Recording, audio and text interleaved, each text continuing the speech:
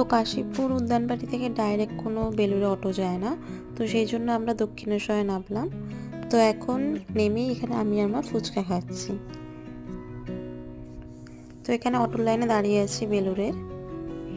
তো অটো পেয়ে গেছি, এখন যাচ্ছি বেলুড়।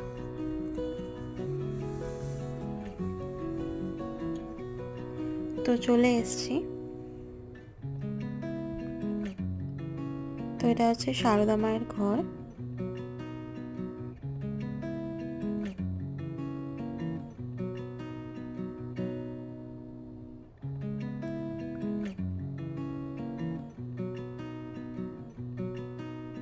তো এখন যাব মেন মন্দিরে।